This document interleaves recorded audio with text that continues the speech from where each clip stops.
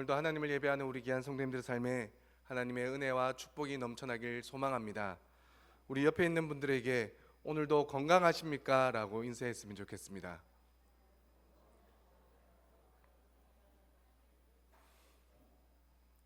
우리 권사님이 기도하셨던 것처럼 지금 전 세계적으로 신종 바이러스가 발생이 돼서 전 세계 사람들이 지금 긴장 속에 살아가고 있습니다. 그리고 또 서울의 한 교회는 그 가운데 확진자가 있어서 지난주에는 예배를 또 못 드렸다라는 소식도 듣게 되었습니다. 그럼에도 불구하고 오늘도 우리에게 예배 자리를 허락하신 하나님께 우리가 감사했으면 좋겠고, 또한 이 예배를 통해서 하나님의 놀라운 기적을 경험하는 저와 여러분들의 삶이 되길 주님의 이름으로 축복합니다. 여러분들, 한강의 기적이라는 말을 들어보셨을 거라 생각되어집니다. 저희 아내한테 물어봤더니 잘 모르더라고요. 아마 학교 다닐 때 공부를 좀 잘 못한 것 같습니다. 한강의 기적이라는 말은 해방 이후에 1950년 당시 45달러에 불과했던 국민소득이 2만 달러에 이르기까지 우리나라 사람들이 이룬 눈부신 경제 성장을 일으켜 외국 사람들이 부르는 말을 한강의 기적이라고 합니다. 실제로 유엔의 발표에 따르면 1960년에서부터 1995년까지 약 35년간 전 세계 경제 성장 1위가 바로 대한민국이라는 발표가 있었습니다. 이는 유엔뿐만 아니라 월드뱅크에서도 대한민국을 가장 크게 성장한 나라로 꼽았습니다. 세계에서 두 번째로 목살던 나라에서 현재 세계 12위 국가로, 원조를 받던 나라에서 원조하는 나라로 유일하게 탈바꿈한 나라가 바로 우리나라 대한민국입니다. 이러한 한강의 기적에는 모든 국민의 헌신적인 노력이 있었기에 가능한 일이었을 것입니다. 또한 수많은 한국교회 성도들이 있었기에 가능한 일이었을 것입니다. 일제강점기와 6.25 전쟁을 통해 우리 마음도 이 땅도 폐허가 되었고 소망이라고는 찾아보기 힘들었던 나라가 바로 우리나라였습니다. 그러나 복음을 깨달은 우리 선조들은 목숨을 걸고 나라를 구했고, 목숨을 걸고 성경을 보급하여 한글을 깨우치게 하였고, 그 무엇보다 다시 일어날 수 있는 소망을 우리들에게 심어 주었습니다. 더욱이 고난이 깊어질수록 대한민국에 있는 모든 교회들이 새벽을 깨웠고, 또한 밤을 지새우며 나라와 민족을 위해 엎드려 기도했습니다. 오직 소망을 예수 그리스도께 두며 일어나고 또 일어났던 것입니다. 그러므로 대한민국은 기도를 통해 하나님이 세우신 나라라고 말할 수 있습니다. 그런데 얼마 전 청소년부 교사들과 함께 감림산 기도원을 다녀온 적이 있습니다. 저 역시 정말 오랜만에 기도원을 찾았던 것 같습니다. 들리는 소문에는 요즘 기도원에 기도하는 사람들이 많이 줄었다라는 말이 있었는데, 직접 가서 보니 그 심각성을 느낄 수 있었습니다. 물론 정기 집회가 없는 토요일에 방문했기 때문에 사람이 더 적게 모였을 수도 있었겠지만, 그 모습을 보자니 안타까운 마음이 더 컸습니다. 안타까운 마음으로 원장님의 말씀을 듣는데, 원장님의 말씀은 예전 그대로였습니다. 수많은 사람들의 간증을 통한 이야기를 하면서 당시 그들이 어떻게 하나님을 만났는지에 대한 말씀을 해 주셨습니다. 그리고 보니 제가 어렸을 때, 그리고 기도원을 자주 찾았을 때에는 대부분 하나님을 만난 간증, 그래서 하나님을 만나기 위한 기도의 소리가 넘쳤던 것이 떠올랐습니다. 그래, 그땐 정말 많은 사람들이 하나님을 만나달라고, 그래서 자신들의 병을 고쳐달라고, 자신들의 문제를 해결해달라고 뜨겁게 기도했었지. 질병과 가난과 문제만을 해결해달라는 기복신앙이 문제이기는 하지만, 그럼에도 불구하고 제일 첫 번째 기도 제목이 하나님 만나달라는 기도가 우리 가운데 뜨겁게 불타올랐었는데, 지금은 기복신앙만 남아있고 하나님 만나달라고, 하나님의 은혜를 경험하게 해달라고 하는 기도가 우리의 입에서 사라진 것 같았습니다. 이 자리에 앉아 계신 대부분의 성도님들보다 제가 많이 어리기는 하지만 그럼에도 불구하고 어렸을 때부터 어머니를 따라 수많은 기도원을 다니며 기도를 배우고 하나님을 찾았던 그 시간들이 저에게도 옛날 추억이 된 것 같아 너무나 가슴이 아팠습니다. 한강의 기적을 이루고 나라에 크고 작은 일이 생길 때마다 기도했던 민족, 한국교회가 급속도로 성장하게 되어 수많은 선교사들을 파송하고 있는 나라, 그래서 기도원을 찾아도 기도할 수 있는 공간이 부족해 안타까워했던 시절도 있었지만 이제는 우리의 삶 속에서 하나님의 얼굴을 구하고 하나님의 임재를 구하는 기도에 간절하다는 말로도 표현이 부족할 정도로 절박한 기도가 사라져 버린 것 같아 참으로 많이 안타깝고 속으로 많은 눈물을 흘려야 했습니다. 그래서 이 시간 말씀을 나누기 전에 찬양 한 곡을 더 부르고 말씀을 나누려고 합니다. 우리 성도님들도 다들 아시는 찬양일 거라 생각되어집니다. 예전에 많이 불려졌던 복음성가인데 오늘 말씀과 관련되어 예수님이 베푸신 기적의 역사를 담은 찬양, 그리고 우리도 그렇게 되기를 간절히 바랬던 찬양을 함께 불러보았으면 좋겠습니다. 우리 예수님이 말씀하시니라는 찬양을 아마 다 아실 것입니다. 우리 이 찬양을 함께 부르고 말씀을 이어가도록 하겠습니다. 가사가 준비되어 있지 않은 것 같은데 제가 불러드리도록 하겠습니다. 예, 감사합니다. 예수님이 말씀하시니 물이 변하여 포도주 됐네. 예수님이 말씀하시니 물이 변하여 포도주 됐네. 예수님 나에게도 말씀 새롭게 변화시켜 주소서. 예수님이 말씀하시니 바리메오가 눈을 떴다네. 예수님이 말씀하시니 바리메오가 눈을 떴다네. 예수님 나에게도 말씀하셔서 새롭게 변화시켜 주소서. 예수님이 말씀하시니 죽은 나사로가 살아났다네. 예수님이 말씀하시니 죽은 나사로가 살아났다네. 예수님 나에게도 말씀하셔서 새롭게 변화시켜 주소서. 아멘. 3절까지만 제가 준비했습니다. 할렐루야.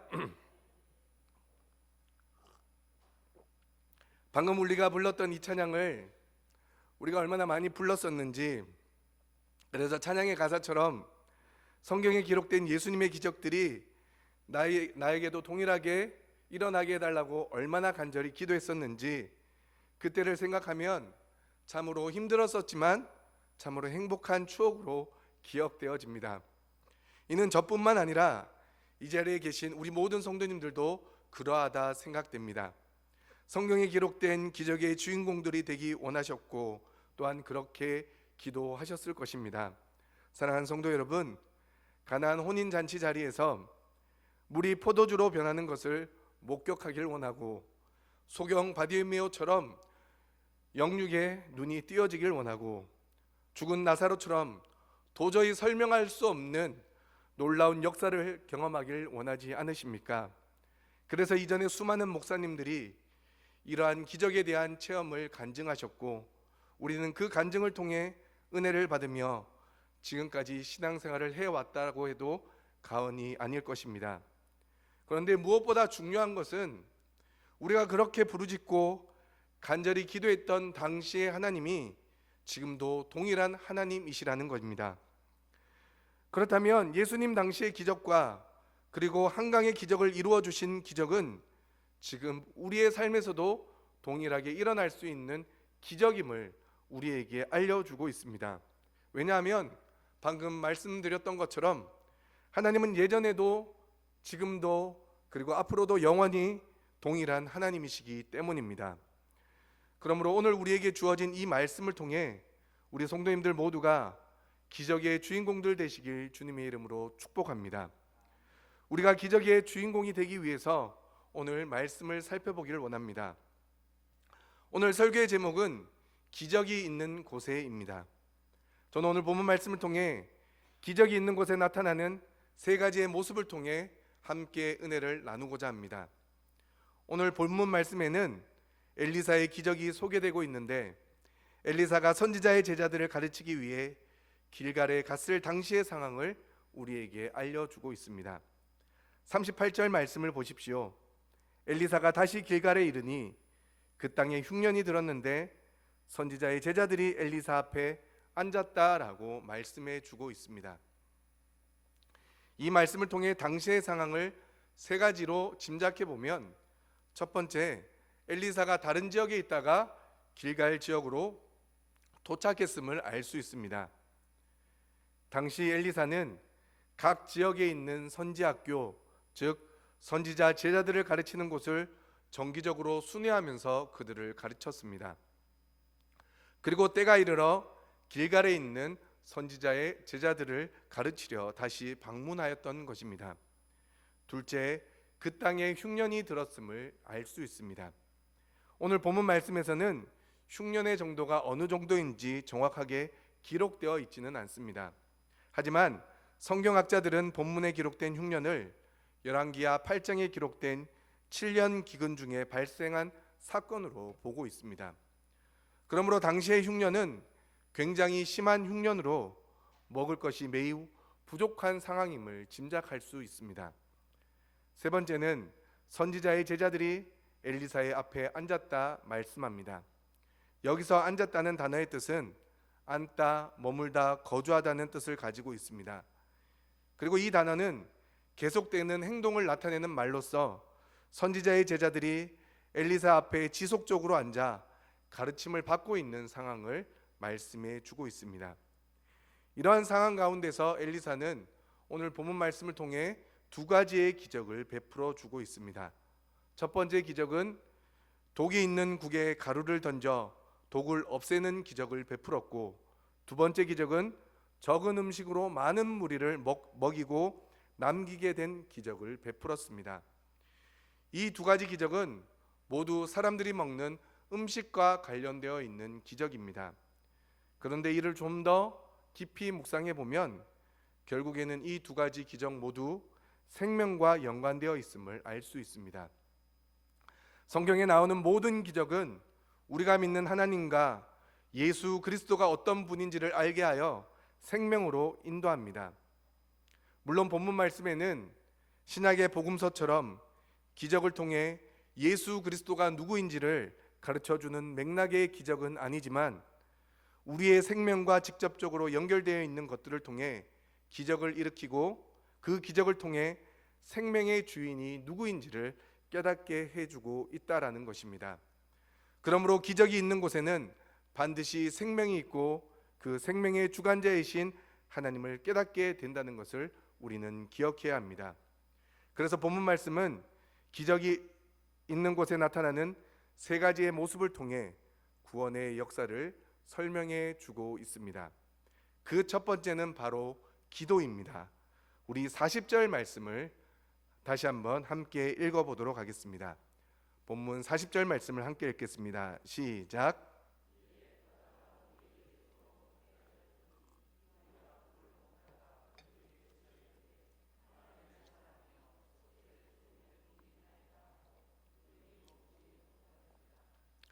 방금 읽었던 40절 말씀은 독이 있는 야생 식물로 끓인 국을 먹던 제자들이 국에 독이 있음을 알고 엘리사에게 부르짖고 있는 말씀입니다.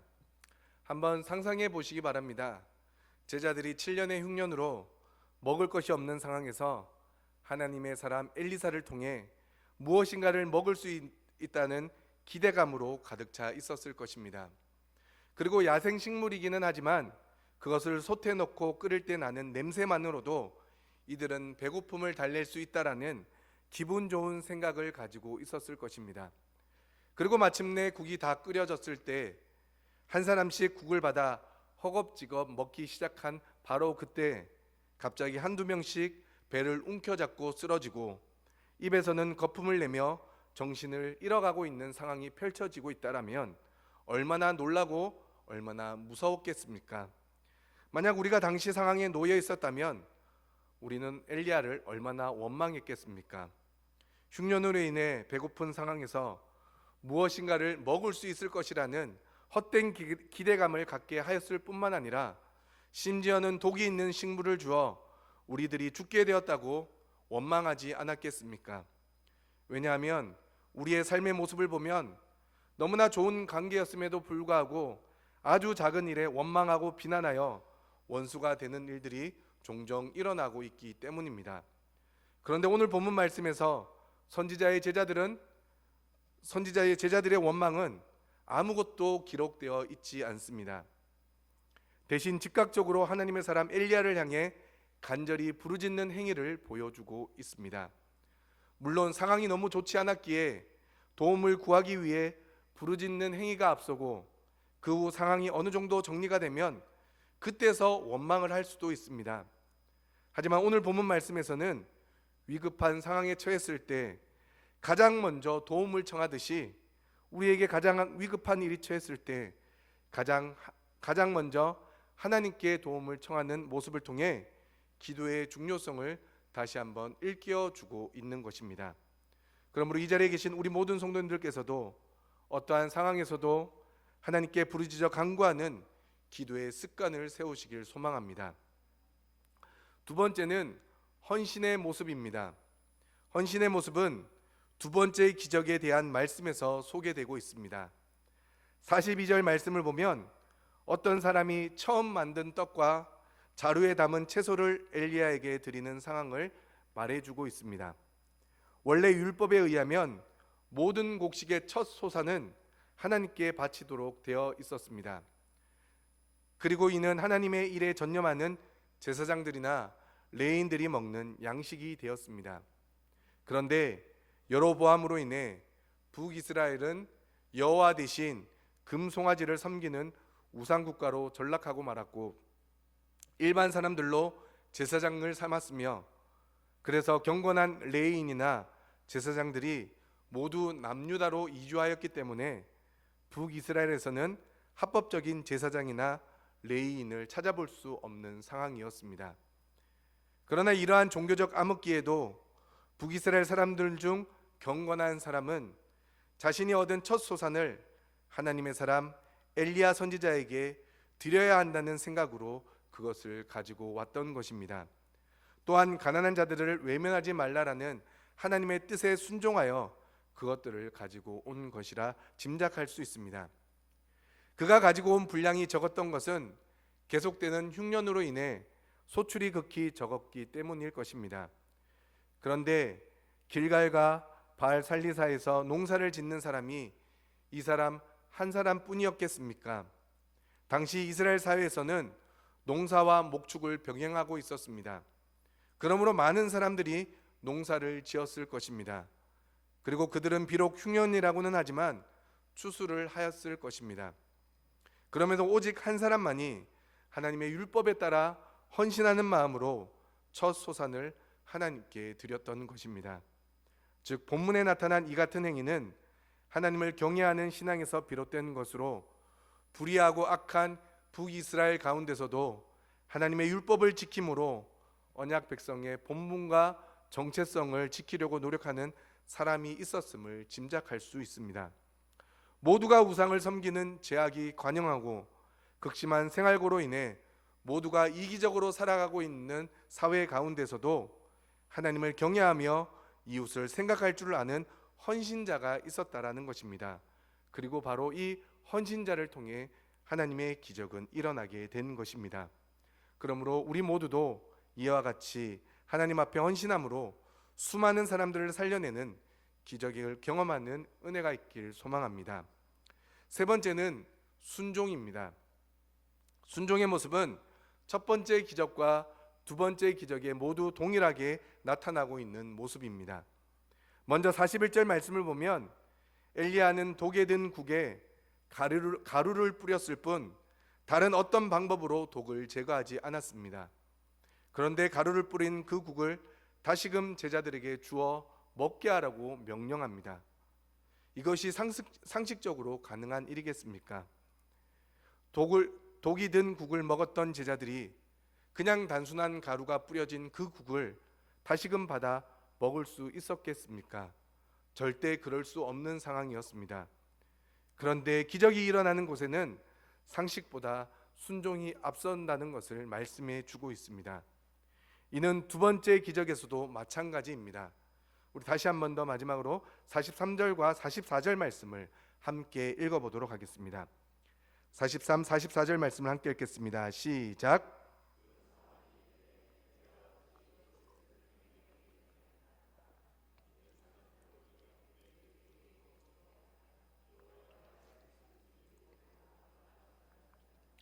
그가 그들 앞에 주었더니 여호와께서 말씀하신 대로 먹고 남았더라. 아멘. 43절 말씀에서 엘리사의 사안도 이 상황이 말도 안 되는 상황임을 알고 이 일은 불가능한 일이라고 엘리사에게 따지고 듭니다. 왜냐하면 당시 보리떡 한 개는 일반적으로 성인 한 명이 먹을 수 있는 한 끼분의 식사량이었습니다. 따라서 보리떡 20개는 20명밖에 먹을 수 없는 분량이었던 것입니다. 그러니 사환의 반문은 오히려 상식적인 질문인 것입니다. 그런데 엘리사는 사환을 향해 여호와의 말씀이니 주어 먹게 하라고 다시금 명령합니다. 그리고 사환은 어쩌면 마지못해 보리떡을 하나씩 나누어 주었을 것입니다. 그런데 이상한 일은 사환이 보리떡을 나누기 시작한 그때 일어났습니다. 분명히 받은 건 20개인데 100명이 먹고도 남는 역사를 경험하는 기적의 주인공이 되었던 것입니다. 사랑하는 성도 여러분, 주님의 말씀에 순종할 때 기적은 일어나고 주의 말씀에 순종한 사람은 그 기적을 경험하는 기적의 주인공이 됩니다. 이를 근본적으로 말하면 주의 말씀에 순종하는 것 그 자체가 바로 기적이라는 것입니다. 그러므로 우리 모든 성도님들은 하나님의 말씀에 순종하여 기도와 헌신으로 순종할 때 하나님은 역사하시고 기적과 같은 놀라운 역사가 우리 삶에 나타나게 될 줄 믿습니다.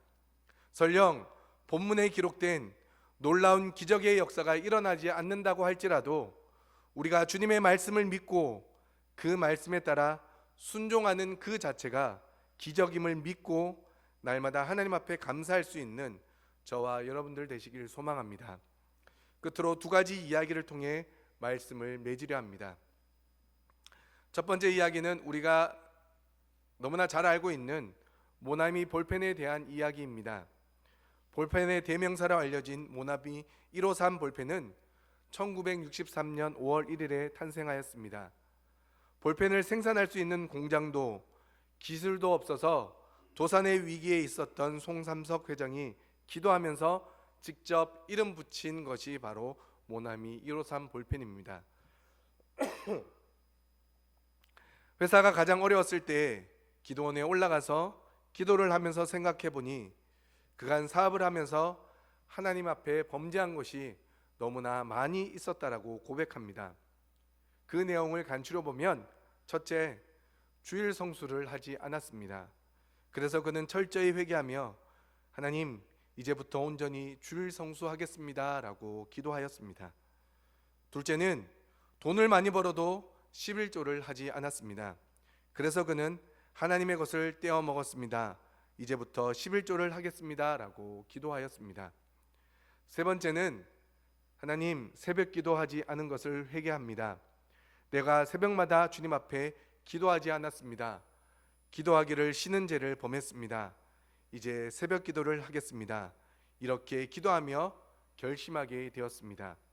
이렇게 기도하고 난 다음에 하나님의 말씀을 읽고 있는데 요한복음 21장 1절로 14절의 말씀, 베드로가 예수님이 지시하신 곳에서 그물을 던졌더니 153마리의 고기를 잡았으나 그물이 찢어지지 않았다라는 말씀에서 영감을 얻게 되었습니다. 그래서 그는 하나님 앞에서 다시금 이렇게 기도하였습니다. 하나님, 제가 모나미 153 볼펜을 만들겠습니다. 하나님, 이 볼펜이 모든 사람의 손에, 전 세계에 있는 모든 사람의 손에 다 들려지기를 원합니다 라고 기도하고 난 후에 그는 목표를 크게 잡고 다시금 하나님, 50억 자루가 팔리게 해 주세요 라고 기도를 마쳤습니다. 망해가는 회사가 볼펜 50억 자루를 판다는 것이 쉬운 일이 아닐 뿐 아니라 거의 불가능한 일이었습니다. 그런데 통계에 따르면 모나미 153 볼펜은 50억 자루가 넘게 팔렸다고 합니다. 아니, 지금은 그 이상의 판매를 계속해서 갱신 중에 있다고 합니다. 이는 하나님의 말씀에 순종하고 진리를 따를 때 하나님의 능력을 경험할 수 있는 좋은 이야기입니다. 두 번째 이야기는 성경 이야기입니다. 이스라엘 백성들은 출애굽 후 광야 생활을 하는 동안 끊임없이 모세와 하나님을 원망하였다 성경은 말씀해 주고 있습니다. 그 중에서 민수기 21장의 말씀을 보면 하나님께서 이스라엘 백성들을 위해 매일 허락하신 만나가 이제 실증나고 싫어지게 되었다 불평하는 장면이 나오고 있습니다. 출애굽기 초기 굶주림에 허덕이던 이스라엘 백성들에게 하나님께서 직접 내려주신 것이 만나였습니다. 처음에는 꿀처럼 달았던 만나를 그들은 기쁘고 감사한 마음으로 먹었지만 오랜 시간이 지난 시점에서 이스라엘 백성들은 매일같이 만나만 먹게 되니 그 만나가 싫어지고 질리게 되었습니다. 급기야 이들은 이 음식에 대해 불평을 하게 되었고 나아가 이 음식을 주신 하나님을 향해 원망하게 됩니다. 그런데 이 역시도 너무나 상식적인 이야기지 않습니까? 여러분들, 매일같이 집에서 한 가지 음식만 먹는다고 생각해 보십시오. 그 음식이 얼마나 질리겠습니까? 그런데 더 나아가서 그 음식을 만드는 그 사람도 아마 미워질 것입니다. 그래서 민수기 21장 5절 말씀을 보면 이스라엘 백성들이 만나를 가리켜 하찮은 음식을 싫어한다라고 불평하기까지 합니다. 하나님께서 자신들을 위해서 내려주신 만나를 이제는 하찮은 음식이라고 평가하고 있다라는 것입니다. 그러한 가운데 하나님은 불뱀을 보내시어 그들을 심판하셨고 그들에게 죽음의 그림자를 맛보게 하셨습니다. 그때 이스라엘 백성들이 보여준 행위가 무엇이었냐면 즉각적으로 회개하며 하나님께 부르짖어 기도하였다라고 말씀해 주고 있습니다. 물론 이스라엘 백성들이 출애굽 후 40년 광야 생활을 살다 살펴보면 죽어 마땅할 정도로 원망과 불평으로 그들의 삶이 가득 차 있었습니다. 하지만 하나님의 기적은 부르짖어 기도하는 자를 외면하지 않으신다는 것입니다. 그렇게 이스라엘 백성들이 부르짖어 기도하였을 때 하나님의 마음은 움직이셨고 모세를 통하여 놋뱀을 만들게 하셨다라는 것입니다. 그런데 여기서 우리가 한번 생각해 봐야 할 것은 바로 모세의 마음입니다. 하나님은 하나님을 향해 부르짖는 백성들을 외면하지 않는 분이시기에 그 뜻을 돌이켜 그들을 살려내기로 마음 먹으셨지만 그들을 이끌고 갔던 민족의 지도자 모세는 그렇지 않을 수 있었습니다. 오직 하나님의 명령에 따라 이스라엘 백성들을 이끌고 나왔던 모세인데 40년 동안 끊임없이 불평과 원망의 소리를 듣는다고 생각해 보십시오. 어찌 견딜 수 있겠습니까? 그러니 이러한 상황에서 모세 역시도 하나님을 원망하고 불평하는 것이 상식적으로 맞는 것입니다. 하나님, 제발 저들을 죽도록 내버려 두십시오. 저들이 죽을 만큼 하나님 앞에 그리고 저에게 잘못한 사람들이지 않습니까? 그러니 제발 저들이 하나님이 얼마나 무서운 분이신지 그리고 하나님의 말씀대로 민족을 이끄는 자에게 대적하는 자들이 받는 벌이 얼마나 큰지 이번 한 번만 꼭 보여주십시오. 그런데 모세는 어떠한 원망과 불평도 없었다 성경은 말씀합니다. 그저 하나님의 명령에 따라 놋뱀을 만들어 장대 위에 달아 세웠다라고 성경은 기록하고 있습니다. 모세는 하나님의 명령에 철저하게 헌신하였고 또한 철저하게 순종하였습니다. 그리고 이스라엘 백성들 역시도 노뱀을 본 자마다 살았다고 말씀해 주고 있습니다. 즉 죽어가고 있는 상황에서 자신들을 치료하는 이 없이 그저 노뱀을 보면 산다는 그 말에 순종했음을 볼 수가 있습니다. 사랑하는 성도 여러분, 다시 한번 묻겠습니다. 하나님의 기적의 주인공들이 되길 원하십니까? 그렇다면 주님의 말씀이 들리는 그 즉시 엎드려 기도하십시오. 위급하고 어려운 일을 만나면 어떠한 방법을 찾아 그 일을 해결하려고 하기보다 엎드려 기도함으로 하나님의 방법을 구하십시오. 그리고 주님의 말씀이 때론 내 생각과 우리의 상식에서 벗어난다 할지라도 헌신하시고 순종하시길 소망합니다. 분명하게 말씀드립니다. 우리의 헌신과 순종은 때로는 우리를 더욱더 힘들게 할 수 있습니다. 우리의 상식에서 벗어나 우리의 생각을 힘들게 만들 수 있습니다. 하지만 모세처럼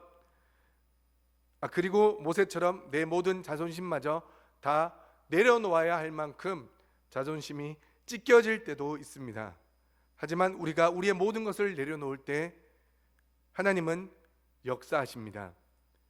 그리고 하나님의 기적이 우리의 삶 가운데 온전히 나타나게 될 줄 믿습니다. 그러므로 기적을 소망하고 우리 삶 가운데 하나님의 역사를 기대하신다면 힘써 기도하시고 힘써 헌신하시고 힘써 순종하십시오. 기도와 헌신과 순종이 있는 곳에 하나님의 기적은 반드시 나타나게 될 줄 믿습니다. 그러한 기적의 은혜가 저와 여러분들의 삶에 충만하길 주님의 이름으로 축원합니다. 기도하시겠습니다.